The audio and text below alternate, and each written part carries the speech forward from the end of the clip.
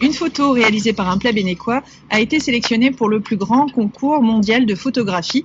Grégory Paul, son auteur, est un amateur spécialiste de la photo animalière. Il a photographié l'Arfang des Neiges à Saint-Pierre-et-Miquelon. Petit à petit, l'Arfang des Neiges apparaît. Cette photo représentant un oiseau, prise à Saint-Pierre-et-Miquelon, a été sélectionnée parmi les meilleurs dans un concours international prestigieux. Là, la première impression, je sais pas pour toi c'est vrai, mais pour moi elle est bonne la première impression. Son auteur, Grégory Paul, la voit pour la première fois en tirage noir et blanc. Ce que j'aime dans cette photo-là, c'est ça, c'est l'ambiguïté. Quelle est sa position? Où se trouve le devant, où se trouve le derrière? Voilà, il a la tête complètement retournée, il est à 180 degrés. Marin d'État, Grégory Paul a vécu 2 ans et demi à Saint-Pierre-et-Miquelon. Désormais, c'est la campagne bretonne qui nourrit sa passion à la recherche d'une faune bien différente du Arfang des Neiges. Sa quête pourrait néanmoins nous réserver des surprises.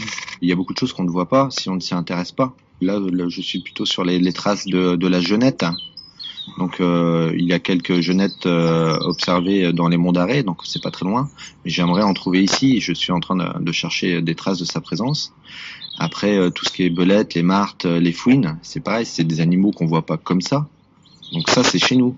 Il y en a. Il faut les trouver. Les premiers animaux captés par Grégory Paul évoluaient sous l'eau. Plongeur dans la marine, son métier lui a permis de réaliser ses rêves d'enfant. J'étais surtout attiré par la photo et l'image sous-marine. Donc j'étais un grand fan de Jacques-Yves Cousteau. J'étais abonné, mes parents m'avaient abonné au magazine Le Monde de la Mer. Donc c'est vraiment quelque chose qui me faisait rêver. Je voulais vraiment vivre ça. Depuis, il s'est perfectionné, il a élargi sa palette jusqu'au fameux Arfang des Neiges, qui sera d'ailleurs le clou d'une exposition à l'Orangerie du Jardin du Luxembourg à Paris. Grâce au photographe de Plabennec, l'oiseau énigmatique n'a pas fini de voyager.